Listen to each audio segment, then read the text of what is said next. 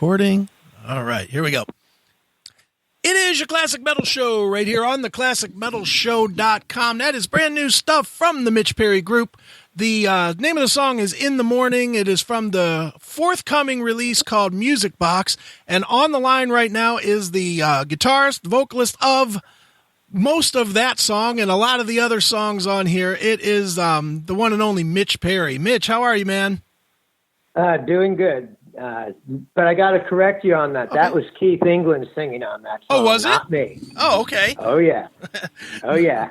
Well, it's a great song nonetheless.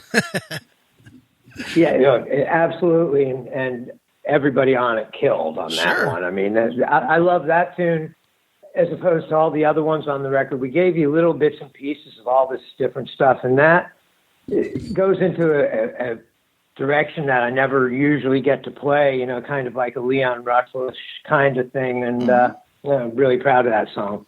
Sure. Well, Mitch, your press kind of, most times, I'll be honest, I read the press stuff that I get, and I kind of blow it off because it's usually just inaccurate hype. But I will say your press, and specifically one line that says something to the effect of the Mitch Perry Group is creating classic rock in the modern time. That might be the most accurate description of Music Box that I have seen, man. This is such a great record that released that anybody that is a fan of classic rock dating from like the 70s to the probably mid 90s will appreciate. Oh, well, thank you for saying, and that's exactly what we wanted to accomplish with this record is, I used to love the days when you would want to put on headphones and just sit back and listen to an album from start to finish. And so when we went in to make this record, I went in very specifically to make each song as full of quality as the last one. So, so you wouldn't hear like the 2 or 3 songs you like and then take the album off. It's something that I think, it goes through, it's a feeling that runs throughout the record. And it's probably because we tracked the entire thing live, and we did it as close to a classic style of recording as we can nowadays. I mean, we didn't use a lot of auto-tunes. We didn't use a lot of, any of the features that you can manipulate sounds with on Pro Tools. And because of that, I think we got an honest sounding record, and it sounds a little bit fresh. We didn't use a click track on it. Mm-hmm. So you've got, the songs will move around a little bit, but they'll move around in a human way because, we're sitting there with hawk eyes on them and trying to make sure we don't, let any of the anything by. Sure. As a fan, I can, and hopefully I'll get to see this once this coronavirus nonsense goes away. But this sounds like the kind of record or the kind of music that I would hear playing in a bar. It almost in the background as I'm hitting a shot of Jack Daniels and chasing it with a beer. It's definitely barroom rock and roll 101, man. It's such a fun listen. Oh man, thank you for saying. I'm glad you like it. So what's your favorite song on there? I love the St. Valentine song. I'm a ballad guy, so I really like Believe a lot. I like The Pain a lot. Honestly, one of the most unique songs on it is actually the cover.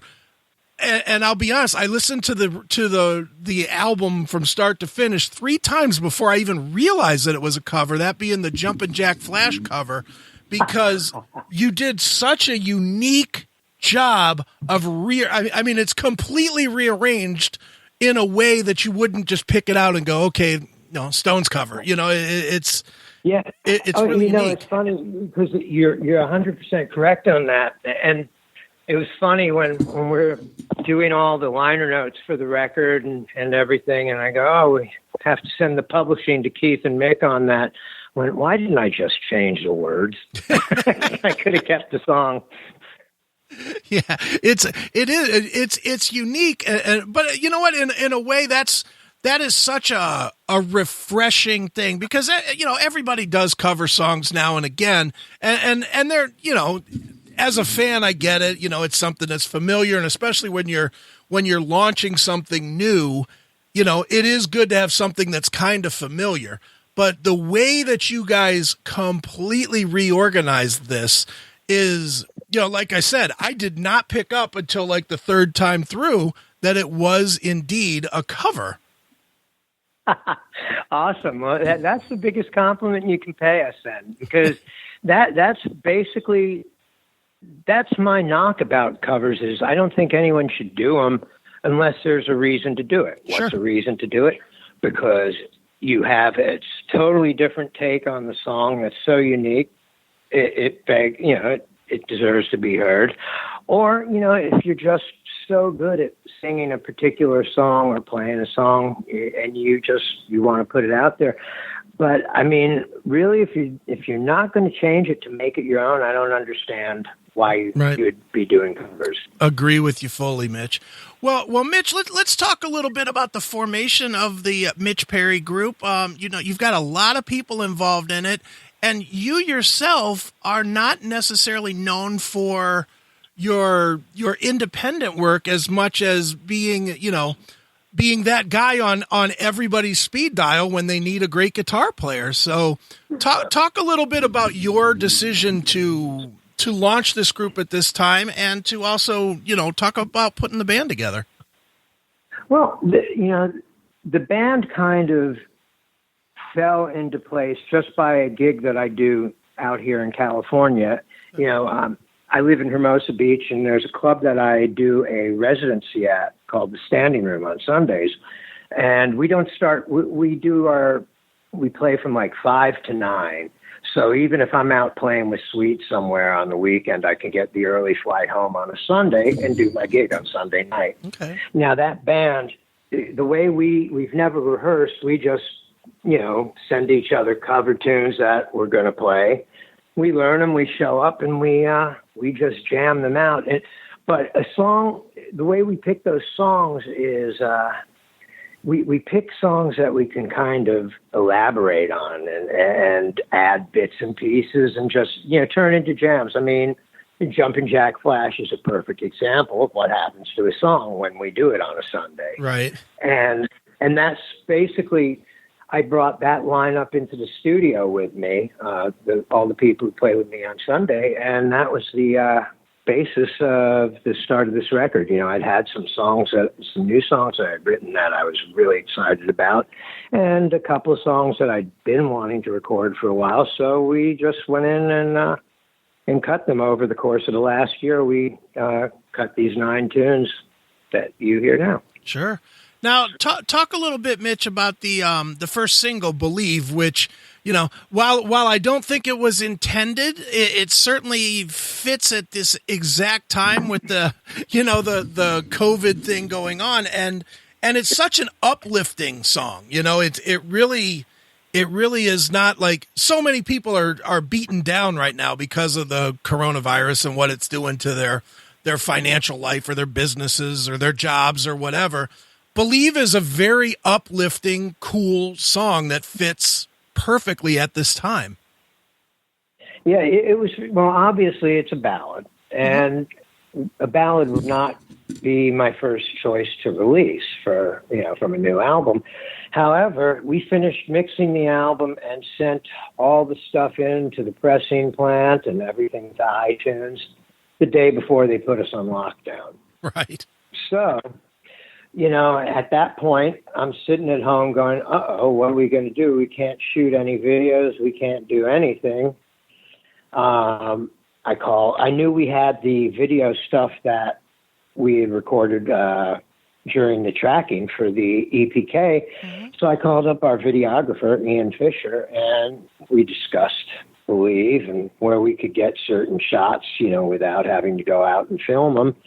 And he came back at me 2 days later with the video that you see there. And the whole point of picking that song was the words are written to be hopeful and optimistic. It flip-flops from "I just gotta believe," "I don't want to believe," that the end, it's "now I know I believe, and now I know I can see," Mm-hmm. and And that's the kind of message that really I think everybody wants to hear right now. Because I mean, I know myself. I'm sitting here going, "What's next?" You know. Yeah, no, it is such a strange time, and I'm curious for a guy like yourself that is pretty much lives on the road. I mean, you whether it's with the Swede or you're getting the call from anybody from Ratt to Shanker to whoever it is. You're a guy that's always out there. I have to imagine this time. Forget the financial part. We all know what that's doing to every musician in the world right now, but creatively and just as an energy standpoint, I have to imagine this is very tough for you to just be home for this extended period of time. Well, it absolutely is. I mean, and we're lucky. We have a beautiful house, and I'm here with my fiance and her daughter, and it's an awesome place to be. And I'm still going crazy. I mean, it's and I suppose it's probably more the uncertainty of knowing what's coming out on the other end. Mm-hmm. Because it's surreal in that we're in such a big predicament, but we're here in Hermosa Beach. I look out the window and it's beautiful and sunny. I can see the ocean, and it's there are worse places to be locked up, but you don't. It's just such a weird contrast with what's really going on out there, and it's hard to sometimes put the two things together, because it's basically stopped us dead with everything we do with music, and it will do for the next. I don't want to be a pessimist or be Chicken Little saying the sky is falling, but it's going to be really rough to figure out who's touring and how's touring, and how to do it, right. Where we can go. I mean, everything is on hold. And then there are all the peripherals that have to line up. What places are still open? What, right. I mean, are there even backline companies, that might be affected by this? There's so many pieces to the puzzle, and we don't know where any of them are going to land at this point. And that's not even taking into account the fact that once everything is deemed open, quote unquote open, every single band in the world is going to be trying to get those same, 250 venues across the country. It's going to be crazy. Exactly. But, this is a thing too. I mean, even if they say you're open, if there's no vaccine, how many people do you think are going to come out, and what percentage of your crowd is going to still show if there's no vaccine? Yeah. And, once that figure seems to be far enough below 100%, the promoters are going to go bye-bye. Yeah. Yeah. So, I mean, we've got to figure out a way, to, this is the thing. You can sit there and what can we figure out until you know what the landscape is. You really can't make plans for it. Right. Yeah. So I guess you just have to prepare for any, eventuality. Yeah, it's definitely one of those times that, while nobody likes to do it, it's definitely going to be one of those. It's going to be 6 months to a year of flying by the seat of your pants, where it's just going to be, okay, I guess we're going, or okay, I guess we're not, for a while. Exactly. That's what it'll be. Yep, exactly. Well, Mitch, I'm curious for you, doing the Mitch Perry Group, and obviously you've done your independent work of other bands. What do you like to do better? Do you like to if everything lined up right, would you rather have the Mitch Perry Group, or do you like being that guy that gets the call to lay in some guitars here or to go out and play, or with different bands? Well, I mean, both. I love both of those situations. I mean, because of all the people I've gotten to play with, I think that's obviously had an effect on my musicianship, and I've learned so much more than I would have just playing in my own band and not being exposed to all these other musicians. I mean, when I played with Edgar Winter, we would do work with Leon Russell. We would do stuff with Dr. John, with Rick Derringer. I mean, so I got to play with so many really amazing musicians, and to give that all up would have been really hard. But by the same token, right now, I'd much prefer to be in my own project. I mean, I'm playing everything I want to play. I'm not acquiescing to anybody's, to a boss's desires or anything like that. And I also have one of the best bands I've ever played with. I mean, the lineup from top to bottom is just, it's insanely great. And when this band plays live, I mean, that's what it is. Even though we've managed to make a pretty great record here, it's a live band. Sure. And when you see it, you'll see what I'm talking about. Sure. Now, how does the creative work in it? Are you the take charge guy, or is it a true collaboration, or a little of both, or what? Well, let's put it this way. Okay. I mean, I am the point guy. I wrote all the songs on the record, and I produced it. Having said that, part of your job is finding people who are going to play what you want to play, so you don't have to go, no, play it like this, do this. I mean, Tal, our drummer, and Dan, both of them, I never really have to speak to twice about what they add to what I play. I mean, we get in a room, I play a rhythm down, and man, those guys just know where to go. And if, the answer to that is pretty much it's a collaboration, but I knew what I wanted before I went in. And because of that, I picked the people I picked. So they did it right away. And it's got everybody's personality. It would not be the record it is if it didn't have the people on it that it does. I mean, the reason that record feels the way it does is because the band is playing live throughout the whole thing. We didn't use a click track. We didn't, we made it as organic as possible. Now, you could do that with 100 other bands. It might not work as good. It might work better, but with this particular group of people, it's the only way to record them. It's too good not to. Sure. Do you, I'm assuming since you do jam it on Sundays that you're obviously once the world opens up, your plan is to take it live. Will you take it live across the country, or will it be more or less West Coast, or what are your thoughts? Well, I mean, I'd like it to go everywhere. I want this to be, the final segment of my career, if you want. But,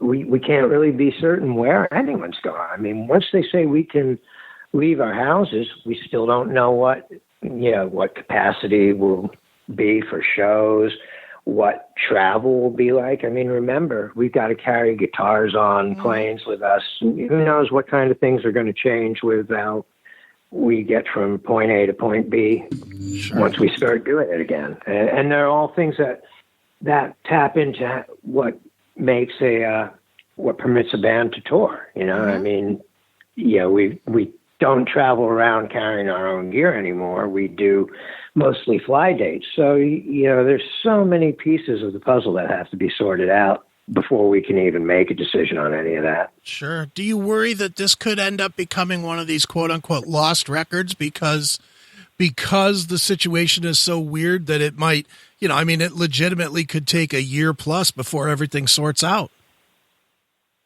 Well, then it gives people a year to see this before we actually have to start the game up again. Right. I mean, that's the only way to look at it. Mm-hmm. I have a lot of time to sit on the phone and get people, into the album, but, eventually we got to get out there and play. Right. And that's going to be the only way for people to really, that's what we do. We're musicians. You have to play live. Yep. I agree totally. Mitch, I got to ask you about one thing that you were involved in that just seemed like it was insane. And again, that was outsider looking in, but talk a little bit about the Ratt experience, because it just seemed like it was so much turmoil and almost to the point that what you guys were doing on stage almost got lost in the mix. Yeah, well, this is a funky question. I mean, Bobby, I've known all those guys since before they were Ratt. Okay. I mean, we go way, way back, and that's everybody in that band. When Bobby called me and asked me to do that, he offered me decent money. I knew all the stuff that was going on between all the guys. Mm-hmm. And I said I would do the gig, but I also kind of kept it at arm's length because, I mean, from my mind, even though I was out there playing Ratt songs and it was Blotzer, it's not Ratt. Right. Whatever anyone wants to call it. I mean, it's so because of all the peripheral bullshit, it wasn't as an enjoyable an experience as it could have been. The other guys in the band, Brad and Josh and Stacy, were all great guys. So on that end, it was fun to play those songs with those guys. But I kind of stayed out of being. I did never post, "Hey, I'm playing with Ratt here." I showed up at the gigs and played them and went home and tried to stay out of the the insanity. Yeah. I had a much meaner word for it, but it was just it was a short period of time, and it was fun to play those songs. I got to tell you, I always loved Warren's playing. Sure. Once I had to learn his stuff, I hated it. Hey, why did you hate it? Because it was difficult to play, or because it was so good. He's got a really, really incredible, unique way of phrasing, and so you really, there's certain gigs. Okay, like when I play with Sweet, mm-hmm. I love it because I don't even have to think twice about what I do with the band. I mean, if I play around with a song, I think the DNA in my playing must be similar to Andy Scott's because everything just seems right and seems natural, and it's a piece of cake. When I played in Ratt, don't get me wrong, I love all those Ratt songs. Sure. But that's not how I play. So it was a real chore to have to learn how to play them and make them sound good. And, and that's part of the gig. There's certain gigs you can go in and play and just play your own way, and it's fine. But in a gig like that, where Warren is such a great guitar player and such a stylist, you're selling the fans short if you don't at least try to, play the solos the same way, because they're pretty iconic. Absolutely. Well, one group that I know you're comfortable playing in, and it fits your style perfectly, is the Mitch Perry Group. The new album is called Music Box. And Mitch, I tell you what, as a tradition on the show, we always let the artist pick a closing track from the release. Maybe tell us a quick story about it. So, what would you like us to wrap this interview up with? Okay, well, if we're going to play a closing track, let's play them Jumpin' Jack Flash. All right, awesome. Yeah. I mean, that's our take on Humble Pie, and that's also me singing on the second verse. Cool. So, Keith sings the first verse, and then I handle the second, and then the girls go crazy on the breakdown. Nice. All right, well, let's check it out right now. It is Jumpin' Jack Flash. It is the Mitch Perry Group right here on your Classic Metal Show.